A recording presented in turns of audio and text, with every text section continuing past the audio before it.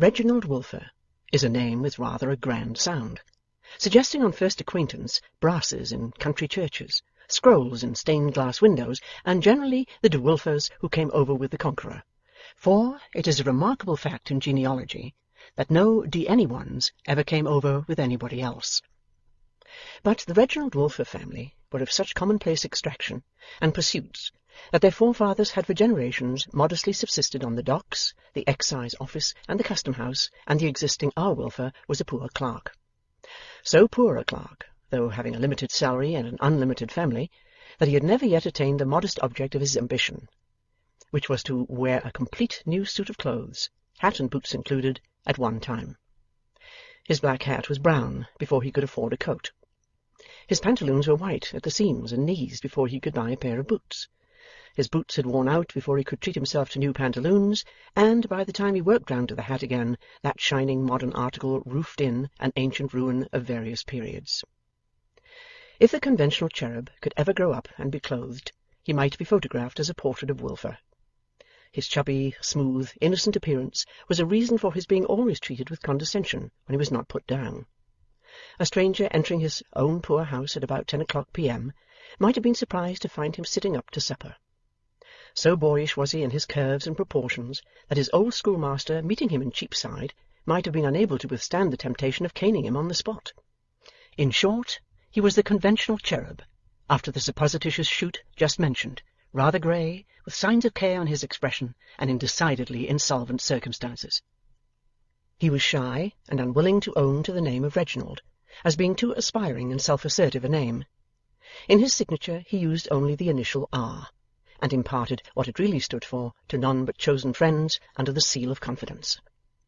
Out of this the facetious habit had arisen in the neighbourhood surrounding Mincing Lane of making Christian names for him of adjectives and participles, beginning with R.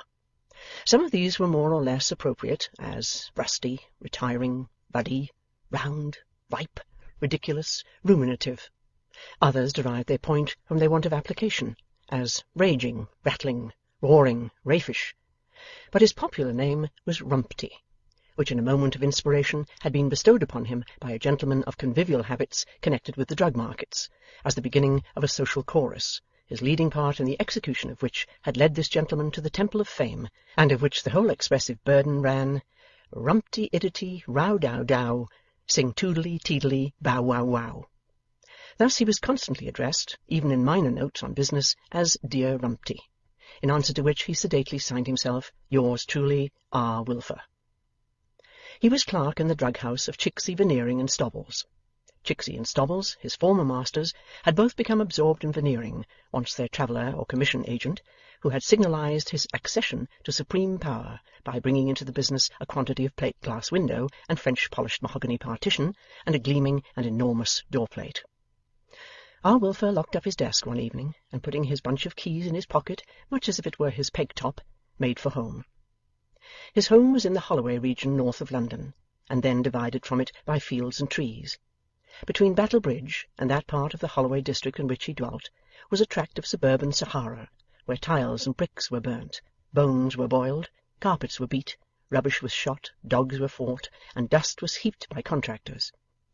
Skirting the border of this desert by the way he took, when the light of its kiln fires made lurid smears on the fog, R. Wilfer sighed and shook his head. Ah me, said he, what might have been is not what is. With which commentary on human life, indicating an experience of it not exclusively his own, he made the best of his way to the end of his journey. Mrs. Wilfer was, of course, a tall woman and an angular. Her lord being cherubic, she was necessarily majestic, according to the principle which matrimonially unites contrasts. She was much given to tying up her head in a pocket-handkerchief, knotted under the chin.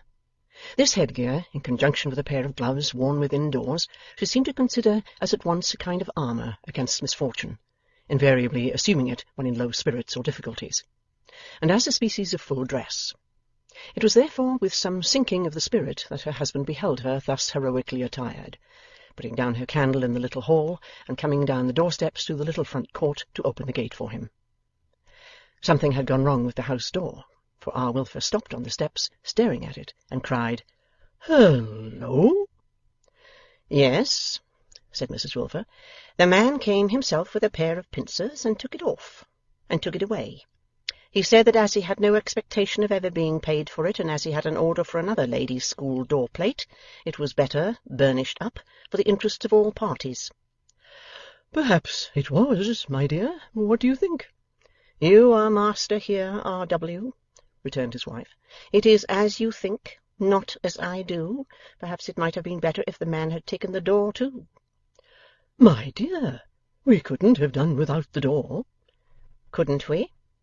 "Why, my dear, could we?"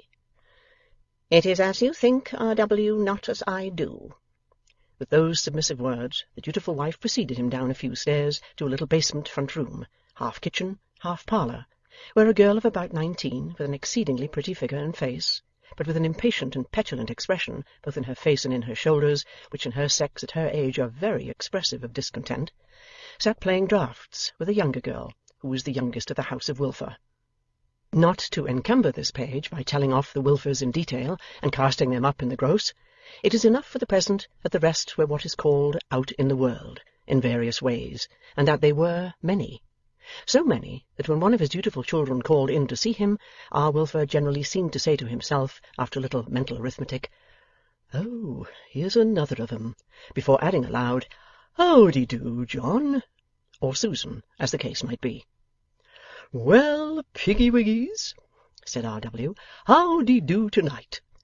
What I was thinking of, my dear," to Mrs Wilfer, already seated in a corner with folded gloves, "was that as we have let our first floor so well, and as we have now no place in which you could teach pupils, even if pupils—" "The milkman said he knew of 2 young ladies of the highest respectability who were in search of a suitable establishment, and he took a card," interposed Mrs Wilfer, with severe monotony, as if she were reading an Act of Parliament aloud.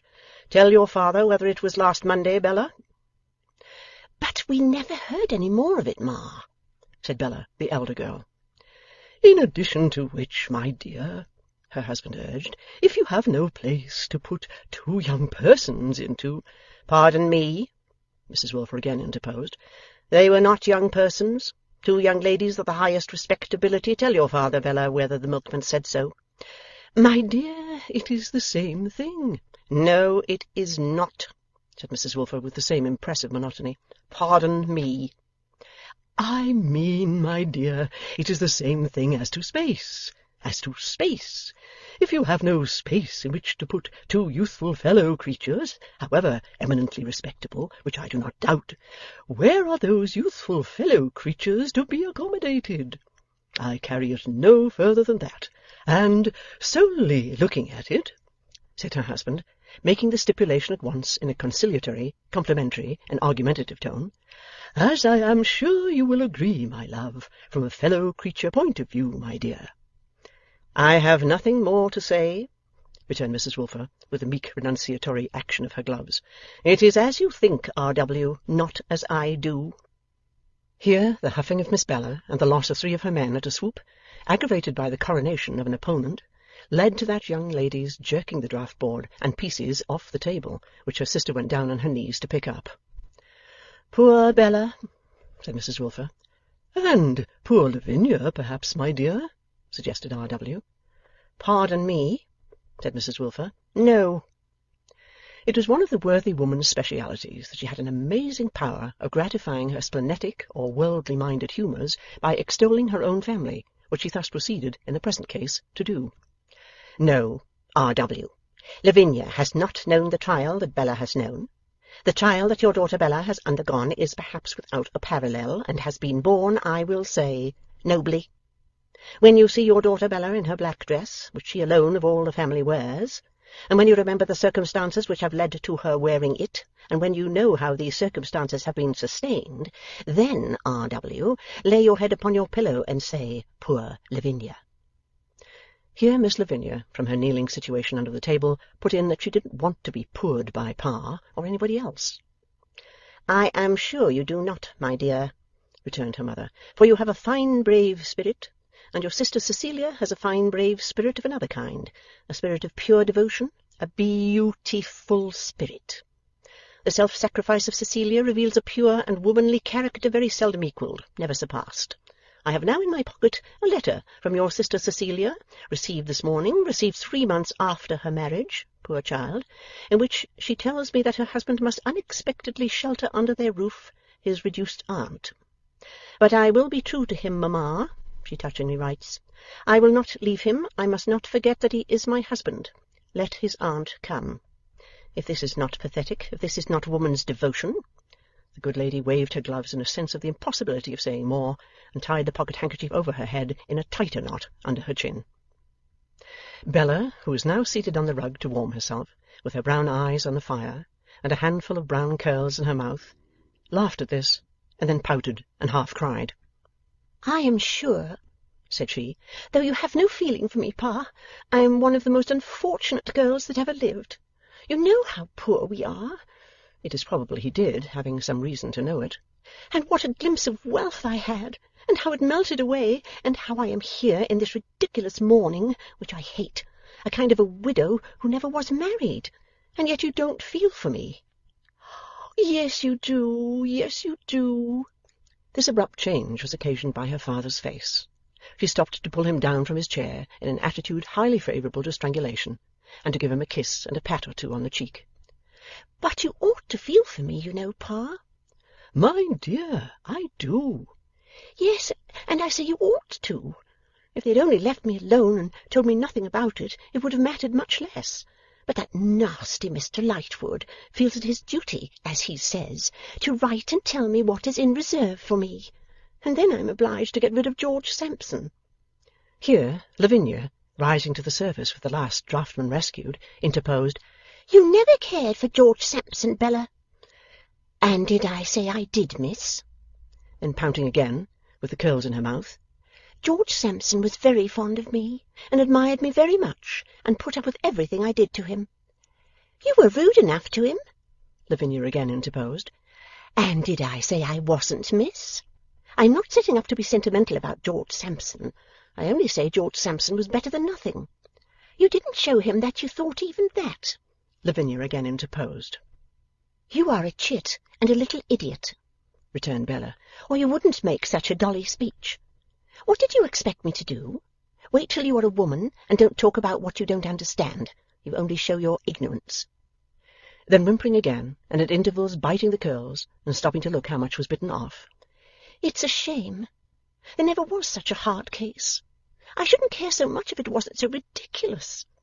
It was ridiculous enough to have a stranger coming over to marry me, whether he liked it or not. It was ridiculous enough to know what an embarrassing meeting it would be, and how we never could pretend to have an inclination of our own, either of us. It was ridiculous enough to know I shouldn't like him. How could I like him, left to him in a will, like a dozen spoons, with everything cut and dried beforehand like orange chips? Talk of orange flowers, indeed! I declare again it's a shame. Those ridiculous points would have been smoothed away by the money. For I love money, and want it dreadfully. I hate to be poor, and we are degradingly poor, offensively poor, miserably poor, beastly poor. But here I am, left with all the ridiculous parts of the situation remaining, and added to them all this ridiculous dress. And if the truth was known, when the Harmon murder was all over the town, and people were speculating on its being suicide, I dare say those impudent wretches at the clubs and places made jokes about the miserable creatures having preferred a watery grave to me. It's likely enough they took such liberties. I shouldn't wonder. I declare it's a very hard case indeed, and I'm a most unfortunate girl. The idea of being a kind of a widow, and never having been married! And the idea of being as poor as ever after all, and going into black besides for a man I never saw, and should have hated as far as he was concerned if I had seen. The young lady's lamentations were checked at this point by a knuckle-knocking at the half-open door of the room. The knuckle had knocked 2 or 3 times already, but had not been heard. "Who is it?" said Mrs. Wilfer in her Act of Parliament manner. "Enter." A gentleman coming in, Miss Bella, with a short and sharp exclamation, scrambled off the hearthrug and massed the bitten curls together in their right place on her neck. "The servant girl had her key in the door as I came up, and directed me to this room, telling me I was expected. I'm afraid I should have asked her to announce me." "Pardon me," returned Mrs. Wilfer. "Not at all. Two of my daughters. R.W. This is the gentleman who has taken your first floor. He was so good as to make an appointment for tonight, when you would be at home. A dark gentleman, 30 at the utmost, an expressive, one might say handsome face, a very bad manner, in the last degree constrained, reserved, diffident, troubled. His eyes were on Miss Bella for an instant, and then looked at the ground as he addressed the master of the house. Seeing that I am quite satisfied, Mr. Wilfer, with the rooms, and with their situation, and with their price, I suppose a memorandum between us of 2 or 3 lines and a payment down will bind the bargain. I wish to send in furniture without delay. 2 or 3 times during this short address, the cherub addressed had made chubby motions towards a chair. The gentleman now took it, laying a hesitating hand on a corner of the table, and with another hesitating hand lifting the crown of his hat to his lips and drawing it before his mouth. "The gentleman, R.W.," said Mrs. Wilfer, "proposes to take your apartments by the quarter. A quarter's notice on either side." "Shall I mention, sir," insinuated the landlord, expecting it to be received as a matter of course, "the form of a reference?" "I think," returned the gentleman after a pause, "that a reference is not necessary. Neither, to say the truth, is it convenient, for I am a stranger in London. I require no reference from you, and perhaps, therefore, you will require none from me. That will be fair on both sides. Indeed, I show the greater confidence of the two, for I will pay in advance whatever you please, and I am going to trust my furniture here. Whereas, if you were in embarrassed circumstances, this is merely supposititious." Conscience causing R. Wilfer to colour, Mrs. Wilfer from a corner (she always got into stately corners) came to the rescue with a deep-toned "Perfectly." "Why, then, I might lose it." "Well," observed R. Wilfer cheerfully, "money and goods are certainly the best of references." "Do you think they are the best, Pa?" asked Miss Bella in a low voice, and without looking over her shoulder as she warmed her foot on the fender. "Among the best, my dear." "I should have thought myself it was so easy to add the usual kind of one," said Bella with a toss of her curls. The gentleman listened to her with a face of marked attention, though he neither looked up nor changed his attitude. He sat, still and silent, until his future landlord accepted his proposals and brought writing materials to complete the business. He sat, still and silent, while the landlord wrote. When the agreement was ready in duplicate, the landlord having worked at it like some cherubic scribe in what is conventionally called a doubtful, which means a not at all doubtful, old master, it was signed by the contracting parties, Bella looking on as scornful witness. The contracting parties were R. Wilfer and John Rokesmith, Esquire. When it came to Bella's turn to sign her name, Mr. Rokesmith, who was standing as he had sat with a hesitating hand upon the table, looked at her stealthily but narrowly. He looked at the pretty figure bending down over the paper, and saying, "Where am I to go, Pa? Here, in this corner?" He looked at the beautiful brown hair shading the coquettish face. He looked at the free dash of the signature, which was a bold one for a woman's, and then they looked at one another. "Much obliged to you, Miss Wilfer." "Obliged?" "I have given you so much trouble." "Signing my name? Yes, certainly. But I am your landlord's daughter, sir." As there was nothing more to do but pay 8 sovereigns in earnest of the bargain, pocket the agreement, appoint a time for the arrival of his furniture and himself, and go, Mr. Rokesmith did that, as awkwardly as it might be done, and was escorted by his landlord to the outer air. When R. Wilfer returned, candlestick in hand, to the bosom of his family, he found the bosom agitated. "Pa," said Bella, "we have got a murderer for a tenant." "Pa," said Lavinia, "we have got a robber." "To see him, unable for his life to look anybody in the face," said Bella, "there never was such an exhibition." "My dears," said their father, "he is a diffident gentleman, and I should say particularly so in the society of girls of your age." "Nonsense, our age!" cried Bella impatiently. "What's that got to do with him? Besides, we are not of the same age." "Which age?" demanded Lavinia. "Never you mind, Lavvy," retorted Bella. "You wait till you are of an age to ask such questions. Pa, mark my words. Between Mr. Rokesmith and me there is a natural antipathy and a deep distrust, and something will come of it." "My dear and girls," said the cherub patriarch, Between Mr Rokesmith and me, there is a matter of 8 sovereigns, and something for supper shall come of it, if you'll agree upon the article.' This was a neat and happy turn to give the subject, treats being rare in the Wilfer household, where a monotonous appearance of Dutch cheese at 10 o'clock in the evening had been rather frequently commented on by the dimpled shoulders of Miss Bella. Indeed, the modest Dutchman himself seemed conscious of his want of variety, and generally came before the family in a state of apologetic perspiration. After some discussion on the relative merits of veal cutlet, sweetbread, and lobster, a decision was pronounced in favour of veal cutlet. Mrs Wilfer then solemnly divested herself of her handkerchief and gloves as a preliminary sacrifice to preparing the frying-pan, and R.W. himself went out to purchase the viand. He soon returned, bearing the same in a fresh cabbage leaf, where it coyly embraced a rasher of ham. Melodious sounds were not long in rising from the frying-pan on the fire, or in seeming, as the firelight danced in the mellow holes of a couple of full bottles on the table, to play appropriate dance music. The cloth was laid by Lavvy. Bella, as the acknowledged ornament of the family, employed both her hands in giving her hair an additional wave, while sitting in the easiest chair, and occasionally threw in a direction touching the supper, as, "Very brown, Ma," or to her sister, "Put the salt cellar straight, miss, and don't be a dowdy little puss." Meantime, her father, chinking Mr Rokesmith's gold as he sat expectant between his knife and fork, remarked that 6 of those sovereigns came just in time for their landlord, and stood them in a little pile on the white tablecloth to look at. "I hate our landlord," said Bella. But, observing a fall in her father's face, she went and sat down by him at the table, and began touching up his hair with the handle of a fork. It was one of the girl's spoilt ways to be always arranging the family's hair, perhaps because her own was so pretty, and occupied so much of her attention. "You deserve to have a house of your own, don't you, poor Pa?" "I don't deserve it better than another, my dear." "At any rate, I, for one, want it more than another," said Bella, holding him by the chin as she stuck his flaxen hair on end. "And I grudge this money going to the monster that swallows up so much, when we all want everything. And if you say, as you want to say, I know you want to say so, Pa, that's neither reasonable nor honest, Bella, then I answer, maybe not, Pa, very likely, but it's one of the consequences of being poor, and of thoroughly hating and detesting to be poor, and that's my case. Now you look lovely, Pa. Why don't you always wear your hair like that?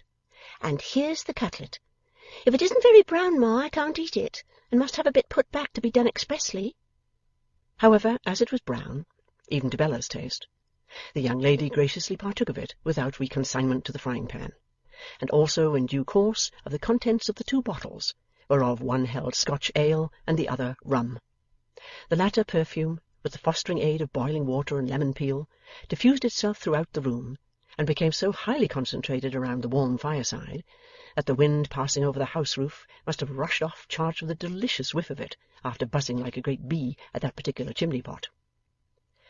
"Pa," said Bella, sipping the fragrant mixture and warming her favourite ankle, "when old Mr. Harmon made such a fool of me, not to mention himself, as he is dead, what do you suppose he did it for?" "Impossible to say, my dear. As I have told you time out of number since his will was brought to light, I doubt if I ever exchanged 100 words with the old gentleman. If it was his whim to surprise us, his whim succeeded, for he certainly did it." "And I was stamping my foot and screaming when he first took notice of me, was I?" said Bella, contemplating the ankle before mentioned. "You were stamping your little foot, my dear, and screaming with your little voice, and laying into me with your little bonnet, which you had snatched off for the purpose," returned her father, as if the remembrance gave a relish to the rum. "You were doing this one Sunday morning when I took you out, because I didn't go the exact way you wanted, when the old gentleman, sitting on a seat near, said, 'That's a nice girl, that's a very nice girl, a promising girl.' And so you were, my dear." "And then he asked my name, did he, Pa?" "Then he asked your name, my dear, and mine, and on another Sunday mornings, when we walked his way, we saw him again, and really, that's all." As that was all the rum and water too, or, in other words, as R.W. delicately signified that his glass was empty, by throwing back his head and standing the glass upside down on his nose and upper lip, It might have been charitable in Mrs Wilfer to suggest replenishment, but that heroine briefly suggesting bedtime instead, the bottles were put away, and the family retired. She cherubically escorted like some severe saint in a painting, or merely human matron allegorically treated. "And by this time to-morrow," said Lavinia, when the two girls were alone in their room, "we shall have Mr Rokesmith here, and shall be expecting to have our throats cut." "You needn't stand between me and the candle for all that," retorted Bella. "This is another of the consequences of being poor. The idea of a girl with a really fine head of hair having to do it by one flat candle and a few inches of looking-glass." "You caught George Sampson with it, Bella, bad as your means of dressing it are." "You low little thing! Caught George Sampson with it! Don't talk about catching people, miss, till your own time for catching, as you call it, comes." "Perhaps it has come," muttered Lavvy with a toss of her head. "What did you say?" asked Bella very sharply. "What did you say, miss?" Lavvy declining equally to repeat or to explain, Bella gradually lapsed over her hairdressing into a soliloquy on the miseries of being poor, as exemplified in having nothing to put on, nothing to go out in, nothing to dress by, only a nasty box to dress at instead of a commodious dressing-table, and being obliged to take in suspicious lodgers. On the last grievance, as her climax, she laid great stress, and might have laid greater had she known that if Mr Julius Handford had a twin brother upon earth, Mr John Rokesmith was the man. End of Book 1, Chapter 4.